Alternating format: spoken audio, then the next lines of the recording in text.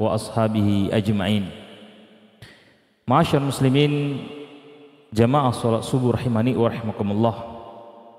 Allah Subhanahu wa taala dalam Al-Qur'an bersumpah dengan waktu dalam banyak surat. Di antaranya wal asr, demi masa. Kemudian wal fajr, demi waktu fajar. Wad duha, demi waktu duha. Wal laili idza yaghsha, wan nahari idza tajalla, demi waktu malam ketika dia sudah menyelimuti, dan demi waktu siang ketika dia sudah tiba. Dan masih banyak ayat-ayat yang lain yang menunjukkan, kata para ulama, bagaimana Allah Subhanahu wa taala memerintahkan bagi kita untuk sangat perhatian dengan urusan waktu. Karena beliau sallallahu alaihi wasallam dalam hadis juga mengatakan, sesungguhnya nikmatan maghbunun fihima katsirun minan nas. Ada dua nikmat yang kebanyakan di antara manusia itu terlalai dengannya, as-siha wal faragh, yaitu nikmat mendapatkan kesehatan dan nikmat ketika punya waktu yang luang. Makanya beliau sallallahu alaihi wasallam mengatakan, hendaklah kalian, kata beliau, menjaga 5 perkara sebelum datang 5 perkara. Yang pertama, hayatuka qabla mautik.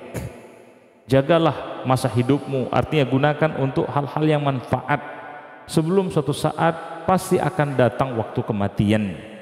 Wasihatuka qabla saqamik. Waktu engkau masih sehat ketika suatu saat akan datang masa sakitmu. Wa faraghuka qabla sakhlak.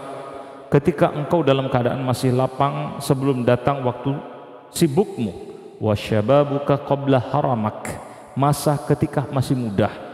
Yang muda itu, kata ulama, adalah zamanul quwwah baina da'fain.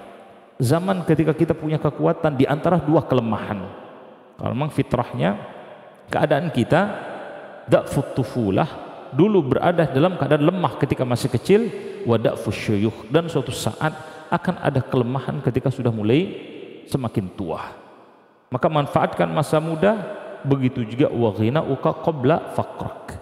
Masa ketika engkau masih punya kekayaan sebelum nanti akan ada masa kefakiran. Karena itu Abdullah bin Umar radhiyallahu anhuma juga mengatakan, dalam hidup ini, fa idza amsayta fala tantadhiru as-sabah. Kalau engkau berada pada waktu pagi, kalau engkau berada pada waktu sore, fala tantadhiru as-sabah. Jangan pernah menunggu sampai datang waktu subuh. Artinya, lakukan apa yang bisa dilakukan dari kebaikan di saat engkau punya kesempatan. Karena hakikatnya kita itu, kata ulama, punya waktu di masa lalu dan ini tidak akan pernah kembali, dan kita punya waktu sekarang dan inilah waktu kita yang sesungguhnya, dan kita punya masa depan yang kita tidak tahu apa yang akan terjadi. Yang jelas, kata Allah Subhanahu wa taala, wa ma tadri nafsun madza taksibu ghadan. Tidak ada satu jiwa pun yang tahu apa yang akan dia lakukan esok hari. Maka karena kita juga tidak punya jaminan, sekarang kita berada pada waktu subuh, yang kata Abdullah bin Umar radhiyallahu anhuma, wa idza asbahta fala tantadhiru al-masa. Kalau engkau berada waktu subuh, jangan engkau tunggu sampai waktu sore. Karena kita pun juga tidak pernah tahu apakah hidup kita ini masih akan sampai nanti waktu sore kita. Makanya dulu Hasan Al-Basri menceritakan, adraktu aqwaman kanu ala awqatihim asyaddu minkum kharsan ala darahimikum wa dananirikum. Aku menemukan, kata Hasan Al-Basri, suatu kaum di antara orang-orang soleh terdahulu yang mereka itu lebih ketat dalam urusan waktunya dibandingkan dengan bagaimana ketatnya kalian dengan urusan dinar dan dirham yang kalian miliki.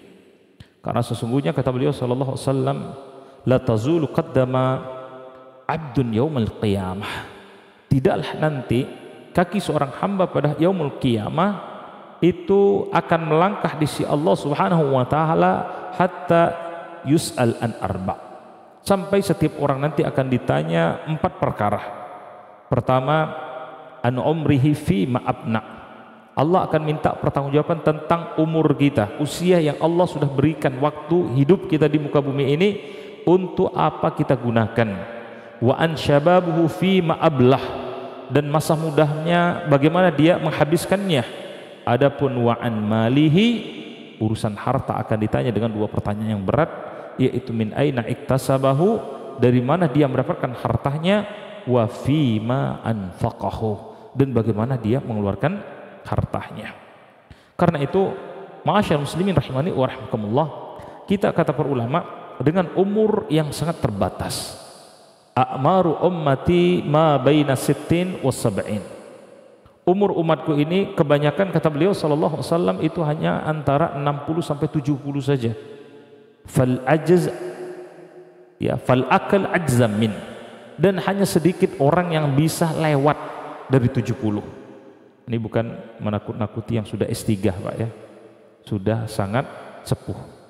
Tapi memang inilah kenyataannya, bahwa sesungguhnya kehidupan di dunia ini sementara saja, dan kullu nafsin dha'iqatul maut, setiap yang bernyawa, kita semua yang ada di masjid ini, termasuk siapapun yang bernyawa di luar sana, pasti akan merasakan kematian.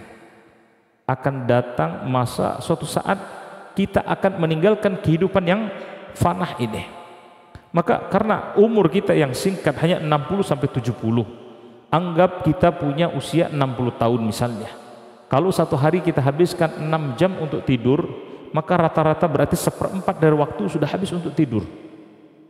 60 tahun berarti 15 tahun itu habis hanya untuk tidur kalau diakumulasikan, belum untuk kegiatan yang lainnya. Maka sebenarnya yang kita butuhkan akhirnya adalah bagaimana waktu yang singkat tadi bisa mendapatkan manfaat sebanyak mungkin sebagai al-isti'dad liyaumir rahil, bekal bagi kita untuk melakukan perjalanan panjang menghadap Allah Subhanahu wa taala. Karena itu kata para ulama, yang sangat kita butuhkan adalah keberkahan dari umur yang kita lalui. Karena sesungguhnya ma'asyar muslimin rahimani wa rahimakumullah, orang-orang soleh yang Allah Subhanahu wa taala berikan keberkahan dari usia atau umur yang mereka miliki, maka dikatakan al ulama as-sabiqun, mereka para ulama terdahulu, tajidu al wahid minhum yaktubur risaat kathiratun fil madda qalilah. Karena keberkahan usia yang mereka miliki, maka Allah buat mereka mampu bahkan menghasilkan tulisan-tulisan dalam waktu dengan jumlah yang banyak meskipun waktu yang singkat. Dan ini menjadi bekal apa? Usia yang singkat, tapi ketika meninggal pahala tetap mengalir kepada mereka. Idza mata ibnu Adam, kalau mati anak cucu Adam, inqata amaluhu illa min thalathin. Kalau mati anak cucu Adam terputus amalnya kecuali karena 3 perkara. Dia punya sedekahun jariyah, sedekah jariyah yang dia tinggalkan. Masjid ini misalnya butuh sedekah, maka ada yang mengeluarkan. Meninggal yang bersangkutan, masya Allah pahala tetap mengalir. Atau waladun salih yad'uhu lahu, dia punya anak soleh yang senantiasa mendoakan dia. Atau yang berikutnya adalah kalau dia meninggalkan al-ilmu yantafa'u bih, dia punya ilmu, kemudian ilmu tadi itu bermanfaat, maka selama ilmu yang dia gunakan atau yang dia ajarkan masih digunakan oleh manusia, maka masya Allah tetap mengalir pahala. Dan ulama dulu mereka masya Allah meniti jalan ilmu, menyebarkan ilmu. Bahkan seperti Imam Nawawi rahimahullah misalnya, usianya relatif singkat, usia 40-an tahun. Sebagian riwayat mengatakan usia 45 tahun beliau sudah diwafatkan oleh Allah Subhanahu wa taala. Tetapi masya Allah karena beliau meninggalkan kitab Riyadhus Shalihin, meninggalkan kitab Arba'in An-Nawawiyah, meninggalkan kitab At-Tibyan Al-Adab li Hamalatil Quran, dan masih banyak kitab-kitab yang masyhur lainnya yang bahkan sudah dibaca bukan cuma sekedar ratusan juta, bahkan miliaran orang dari generasi ke generasi. Maka masya Allah umurnya ini menjadi panjang. Artinya apa? Ketika sudah meninggal sekalipun pahala tetap mengalir kepada mereka tadi. Dan ini yang terjadi pada para ulama terdahulu, ma'a'malihim wa ahwalihim, dengan pekerjaan mereka yang tentu berbeda dengan kita sekarang, dengan keadaan mereka yang berbeda, wadaikil ma'isyati, dengan penghasilan keuangan yang tidak seperti kita. Para ulama dulu ketika mereka misalnya hanya ingin ya dalam proses belajar datang dari satu majelis ke majelis yang lain, kadang-kadang untuk mendapatkan satu hadis harus melakukan perjalanan berbulan-bulan. itu bahkan lintas negara. Imam Nawawi rahimahullah misalnya ketika masih muda dikisahkan dalam satu hari beliau itu mendatangi 12 majelis ilmu. Jadi pindah dari satu majelis ke majelis yang lainnya, bukan hanya dalam satu masjid seperti sekarang ini. Sampai dikisahkan pernah Imam Nawawi di tengah jalan karena sudah bertahun-tahun tidak pernah makan jeruk. Di tengah jalan ketika akan pindah ke majelis berikutnya, beliau melihat ada jeruk dijual di pinggir jalan. Ada keinginan untuk berhenti membeli jeruk tadi, tetapi karena khawatir akan terlambat datang ke majelis berikutnya, maka Imam Nawawi mengatakan, ya Burtuqal, wahai jeruk, fa insyaallah naltaqi yaumal qiyamah fil jannah, insyaallah nanti kita bertemu hari kiamat di surganya Allah Subhanahu wa taala. Kenapa? Karena begitu ketatnya mengatur waktu. Tidak ingin ada waktu tadi itu yang terbuang sia-sia. Ingin betul-betul sisa hidupnya digunakan untuk ketaatan di jalan Allah Subhanahu wa taala. Bahkan juga Imam Nawawi sebenarnya kalau dibaca tentang kisah-kisah para ulama berkaitan dengan waktu, maka Masya Allah ya, mereka begitu ketat mengatur waktu tadi. Imam Nawawi dan beberapa sahabatnya yang tinggal di suatu tempat pernah oleh tetangganya diberikan ikan mentah. Ternyata apa? Dalam 3 hari ikan tadi belum bisa diapa-apakan sampai terpaksa akhirnya harus dibuang karena busuk. Tidak punya kesempatan untuk masak atau bakar ikan saja. Mereka kadang kalau makan roti itu cari yang lembut. Kalau rotinya kurang lembut, maka kadang mereka celupkan dulu ke air karena khawatir apa? Ketika mereka makan tadi ternyata terlalu lama dan membuat mereka lalai dari ilmu. Makanya wajar, Masya Allah, dengan keadaan mereka yang terbatas, keuangan yang juga tidak seperti kita sekarang, wa adamul inarah fil lail, bahkan pencahayaan Masya Allah jauh dengan kita. Imam Syafi'i rahimahullah yang begitu terkenal dengan kitab Al-Umnya misalnya yang tebalnya sekarang itu seperti ini, itu ditulis bukan dengan komputer, dengan laptop yang kalau ada kesalahan kemudian ya tinggal ya di del saja kemudian, atau bahkan ya kita edit sedikit saja, salah harus ulang dari awal. Kenapa? Menulisnya itu dengan tinta ya, satu huruf dan satu malam dikisahkan sampai 11 atau 12 kali lampunya Imam Syafi'i rahimahullah itu mati. Lampunya mati, hidupkan lagi, lampunya mati, hidupkan lagi. Kalau kita sekarang tinggal ceklek, itu sampai subuh pun itu tetap hidup. Tapi Masya Allah, itulah yang membuat kenapa berkah hidup mereka. Ya, Ibnu Taimiyah rahimahullah dikisahkan oleh Ibnul Qayyim al-Jauziyah, apa kata beliau? Waqad syahadtu min quwwati Syekhul Islam Ibnu Taimiyah fi sananihi wa kalamihi. Aku telah menyaksikan, kata murid beliau, bagaimana kekuatan dari Ibnu Taimiyah dalam fisiknya berperang melawan tentara Mongol. Masya Allah ya, Ibnu Taimiyah itu ya berperang melawan Genghis Khan. Kemudian wakalamihi, ucapannya ya yang sangat kokoh karena setiap ucapan itu berdasarkan dengan ilmu.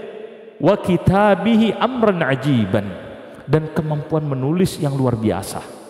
Ibnu Taimiyah itu meninggal usia 65 tahun dan beliau meninggalkan 500 kitab, Pak. Jadi kalau dirata-ratakan dianggap menulis umur 15 tahun, yang sekarang anak muda umur 15 tahun bisa apa?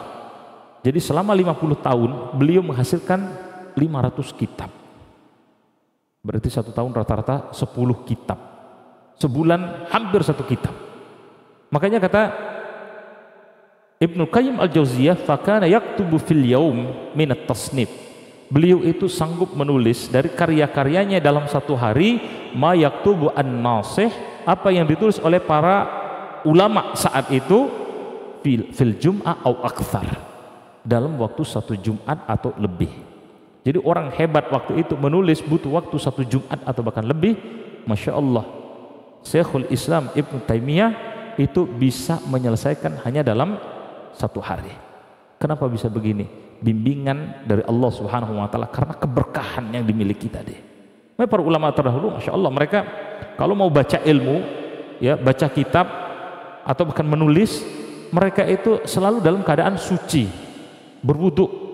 Bahkan dikisahkan misalnya Imam Syafi'i dalam keadaan menulis atau membaca sebagai ikhtiram. Ini sebenarnya hanya bentuk bagaimana ya betul-betul karena hati yang bersih beliau sholat dulu, kemudian beliau setelah berwudu sholat, kemudian berusaha duduk ketika membaca tadi itu selalu menghadap ke kiblat.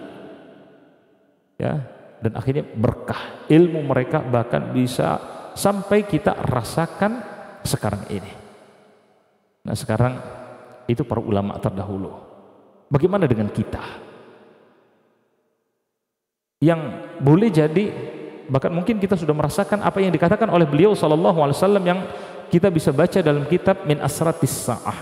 Di antara tanda atau syarat semakin dekatnya hari kiamat. Beliau sallallahu alaihi wasallam mengatakan la taqumus sa'ah hatta yataqarrabaz zaman. Sesungguhnya Allah Subhanahu wa taala tidak akan menegakkan hari kiamat sampai waktu itu didekatkan. Kalau waktu sudah didekatkan, fatakunu as-sana kasyahr. Orang akan mulai merasakan 1 tahun seperti 1 bulan saja. Rasanya baru kemarin kita melaksanakan ibadah Ramadan. Kami pernah khutbah di sini.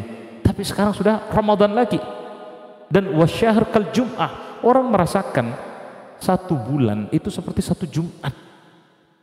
Baru bulan lalu kayaknya kita menanti bulan Ramadan. Ternyata Ramadan sudah lewat pertengahan. Wal jum'ah kal yaum. Dan orang sudah akan mulai merasakan 1 Jumat itu hanya seperti 1 hari saja.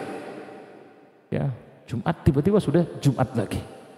Ya, wal yaum kas-sa'ah. 1 hari terasa seperti 1 jam saja. Was-sa'ah. Kita di masjid ini sudah mungkin 1 jam. Kadramatin nar. Dia hanya seperti percikan api saja. Maka para ulama mengatakan bahwa taqarrabu ma'nawi. Dan sesungguhnya mendekatnya waktu ini adalah secara maknawi. Laisa bihaqiki, bukan hakikatnya. Maksudnya apa? Pada zaman beliau sallallahu alaihi wasallam putaran matahari dengan kita sekarang itu bagaimana bumi mengelilingi matahari tadi itu sama. Artinya tetap 24 jam masa lalu, masa Rasulullah, dan 24 jam masa kita sekarang. Tetapi ini adalah maknawi. Allah angkat dari keberkahannya. Sehingga boleh jadi kita dalam, kalau ya para ulama tadi 1 bulan bisa menyelesaikan 1 kitab, itu bukan membaca tapi menulis. Kitab bertahun-tahun pun itu tidak ada 1 kitab pun yang kita hasilkan. Kenapa? Karena secara ya maknawinya keberkahan dari umur tadi itu sudah diangkat oleh Allah Subhanahu wa taala. Jangankan kita yang memang sudah hidup ya pada abad ke-21. Ya. Ibnu Hajar Al-Asqalani, beliau ini meninggalnya itu tahun 1449. Lahirnya 1372. Berarti sudah 600 tahun yang lalu. Ya, hidup dari Ibnu Hajar Al-Asqalani. Apa kata beliau? Waqad wujida fi zamanina hadza. Dan kita telah menemukan di zaman kita sekarang. Itu ya abad ke-14. Apa?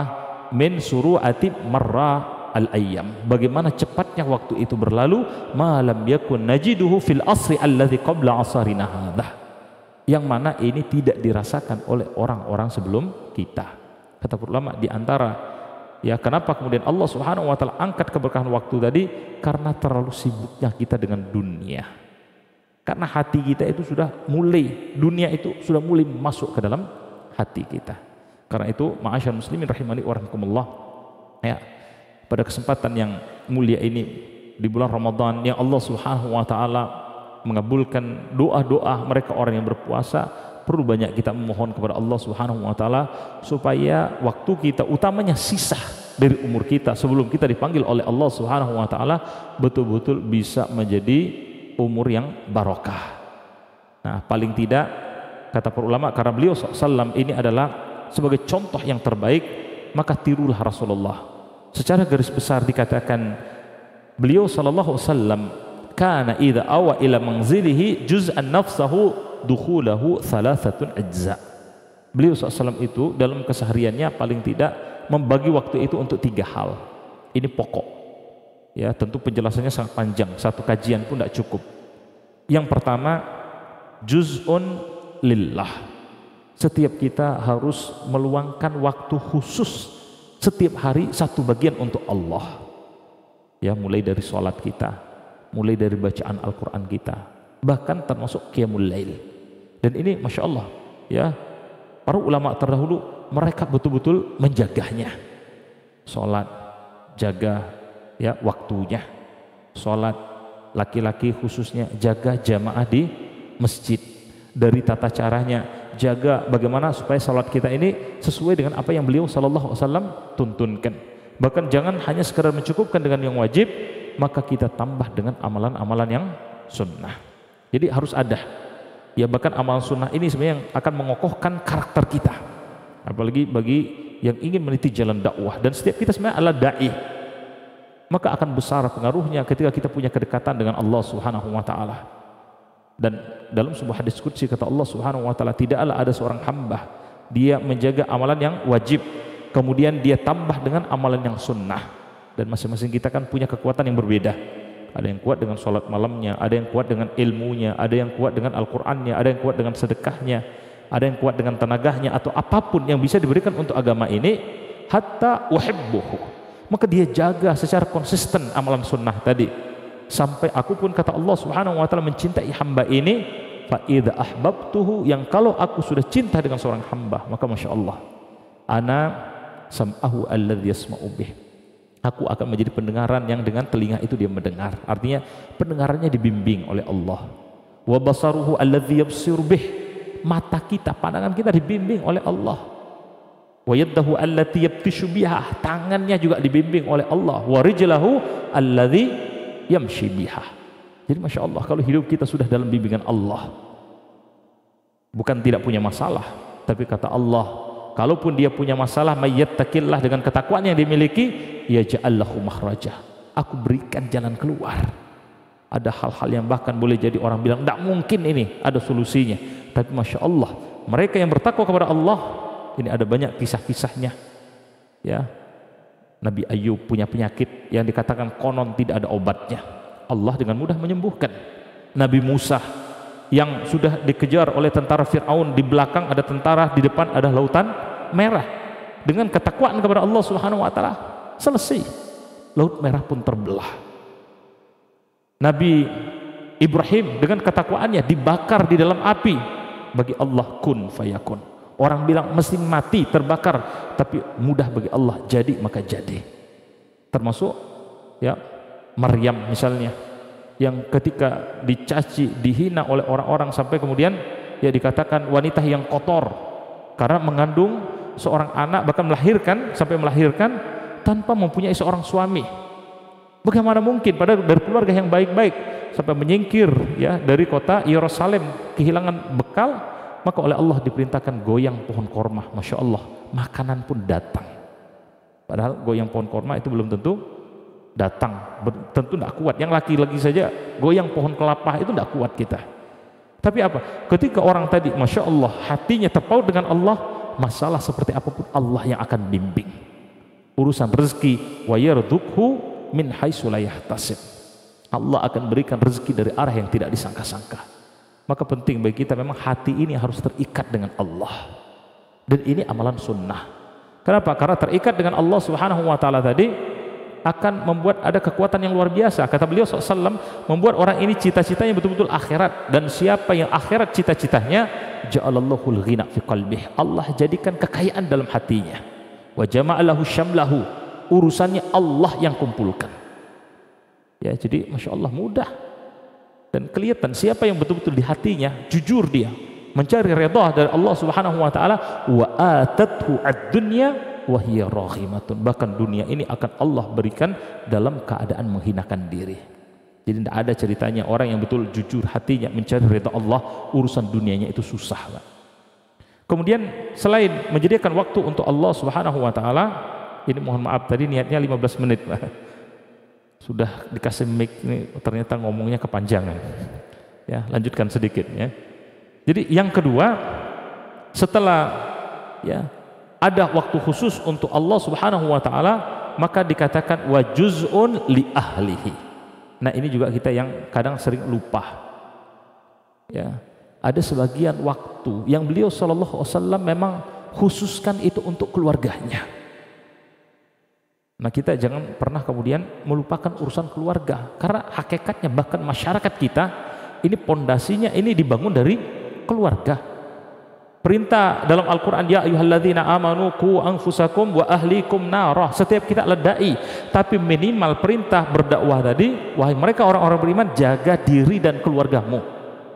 Ini yang pokok.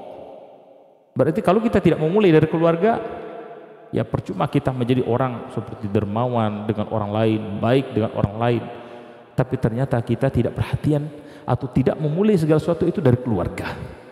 Dan Masya Allah, secara teori memang kalau misalnya orang-orang memperbaiki dirinya menjadi keluarga yang baik, setiap keluarga menjadi keluarga yang baik, maka akan menjadi masyarakat yang baik. Setiap masyarakat dengan masyarakat yang luas lagi menjadi baik, maka akan muncul tatanan masyarakat yang baik. Dan ya dalam konsep politik, karena memang takhasus kami dalam bidang politik sebenarnya, Allah sudah menjelaskan, wa ja'alnahum a'immatan yahduna bi amrina lamma sabaru wa kanu bi ayatina yuqinun. Kami akan jadikan bagi mereka ini pemimpin-pemimpin yang menunjukkan ke jalan kami lamma sabaru, kalau mereka sudah menjadi orang yang bersabar, sabar di atas ilmu, sabar di atas amal soleh, sabar di atas dakwah, wa kanu bi ayatina yuqinun, dan mereka beriman dengan ayat-ayat kami. Artinya apa? Bahwa sebenarnya pemimpin yang akan Allah Subhanahu wa taala kirim untuk suatu kaum itu adalah apa yang menjadi cermin dari masyarakat tadi. Jadi kalau kita berharap punya pemimpin yang baik, sebenarnya secara sederhana perbaiki masyarakatnya. Kalau masyarakatnya belum baik, maka sunatullah, Allah akan mengirim pemimpin sesuai dengan gambaran mayoritas dari masyarakat tadi. Maka kita, kata beliau SAW, khairukum li ahli, sebaik-baik kalian adalah yang paling baik untuk keluarga kalian, wa ana khairukum li ahli, dan aku orang yang paling baik untuk keluargaku. Kisah-kisahnya banyak bagaimana kebaikan dari beliau SAW dengan keluarganya. Yang jelas apa? Jangan sampai kita lupa urusan keluarga. Jangan sampai kita hanya berpikir bahwa keluarga kita hanya butuh materi. Saya sibuk kerja, ya pergi terus di luar, sampai kemudian lupa dengan anak dan istri misalnya. Ya, maka harus ada masing-masing tahu ya alokasinya dari nafkah, ya masalah ilmu, masalah nafkah lahir, nafkah batin dan seterusnya. Ini harus ada perhatian, harus ada waktu khusus untuk keluarga tadi. Ya paling tidak setiap hari. Di bulan Ramadan misalnya beliau SAW itu hampir ya dalam sirah dikisahkan meluangkan waktu, ya pertama buka sahur selalu bersama keluarga. Kemudian yang kedua, setelah sholat maghrib beliau banyak bercengkrama dengan istri-istrinya. Ya, jadi gunakan waktu bercengkrama dalam artian harus ada manfaat. Ya, ada manfaat, bicara ilmu dan seterusnya. Kemudian ma'asyar muslimin rahimani wa rahmatullah, yang terakhir, ini beliau SAW, satu waktu untuk Allah, satu bagian waktu untuk keluarga, satu bagian waktu adalah untuk menebarkan kebaikan, melayani umat. Dan memang ini harus jadi prinsip dalam hidup kita. Kenapa? Karena sesungguhnya khairukum anfa'ukum linnas, sebaik-baik kalian adalah orang yang paling bermanfaat untuk manusia. Maka jangan sampai kita hanya merasa cukup dengan diri kita. Monggo kita ya melihat potensi kita untuk menebarkan kebaikan itu apa. Kalau cuman orientasi kita sekedar bisa makan, bisa minum, punya tempat tinggal, maaf ya, binatang pun juga seperti itu. Terus apa bedanya kita dengan ya binatang? Kalau kita hanya sekedar pokoknya bisa makan, bisa minum, punya anak dan seterusnya, selesai. Hidup ini singkat dan tidak ada waktu bagi kita untuk bermain-main. Dan hidup di muka bumi ini hanya sementara saja. Tapi konsekuensi pertanggungjawabannya itu nanti sampai yaumul kiamah, dan kita pasti akan menerima setiap balasan dari amalan yang kita lakukan. Maka mumpung kita masih diberikan kehidupan, kesempatan hidup, ya silahkan yang punya ilmu bagi dengan ilmunya, yang punya harta tinggalkan harta tadi bukan hanya untuk sekedar diri kita, tapi yang manfaat. Kata beliau sallallahu alaihi wasallam, yaqulu ibnu adam mali mali mali. Kadang anak cucu Adam itu mengatakan hartaku, hartaku, hartaku. Padahal tidaklah hartanya itu kecuali 3. Apa yang dimakan akan habis, wa ma albasa fa ablah, apa yang dipakai akan rusak, wa ma anfaqa fa abqa, dan apa yang diinfakkan di jalan Allah Subhanahu wa taala inilah yang kekal. Maka kita perlu tadi wa mimma razaqnahum yunfikun, punya harta, ya sebagian dari harta kita infakkan. Kalau kita punya tenaga, infakkan tenaga kita. Kalau kita punya ilmu, infakkan. Yang jelas berikan manfaat sebanyak mungkin kepada orang lain dengan harapan apa? Ketika kita berada di atas ketaatan kepada Allah Subhanahu wa taala dan berbuat baik membantu agama Allah Subhanahu wa taala, saat itu Allah Subhanahu wa taala mewafatkan kita. Karena apa? Ya, terlepas dari apapun masa lalu kita, Allah tidak pernah lihat bagaimana masa lalu kita. Sampai kalaupun ada yang pernah melakukan dosa yang sangat besar sekalipun, Allah katakanlah ya ayyuhalladzina asrafu ala anfusihim, wahai mereka orang-orang yang telah melampaui batas atas diri mereka, la taqnatu min rahmatillah, jangan pernah kalian itu putus asa dari rahmat Allah. Sudah masa lalu untuk pelajaran. Tapi yang perlu kita perhatikan apa? Bagaimana kita mengakhiri hidup di atas ketaatan. Karena al-a'mal bi khawatimiha, Allah akan lihat amalan kita itu berdasarkan akhirnya. Dan beliau SAW mengatakan, idza aradallahu bi 'abdin khairan, ketika Allah Subhanahu wa taala menghendaki kebaikan pada seorang hamba, ista'malahu, Allah pekerjakan hamba ini. Atau dalam riwayat yang lain dikatakan asalahu, Allah berikan madu kepada dia. Maka dikatakan oleh para sahabat, kaifa yasta'miluhu ya Rasulullah, bagaimana mungkin Allah mempekerjakan seorang hamba wahai Rasulullah? Kata beliau sallallahu alaihi wasallam, yuwaffiqahu bi amalin saleh, Allah bimbing hamba ini melakukan amalan saleh, thumma yaqbidu alaih, kemudian Allah wafatkan di atas amal solehnya. Nah, ini yang perlu kita lakukan. Apalagi maaf tadi sekali beberapa mungkin seusia dengan bapak saya, ya tadi sudah 60 sampai 70-an. Kita tidak tahu sisa hidup berapa lagi. Tapi ibarat matahari, secara umum berdasarkan hadis tadi, ini sudah mulai, matahari itu sudah mulai cenderung ke barat, hampir tenggelam, Pak. Maka sisa yang ada, kita sudah tahu dunia ini ya beginilah. Innama hayatud dunya la'ibun walhun, dia hanya permainan sendah gurau, dan kita tidak akan mendapatkan kebahagiaan yang hakiki itu di dunia ini. Maka apa? Sisa hidup kita, mari kita gunakan untuk kebaikan. Tatah betul dengan harapan apa?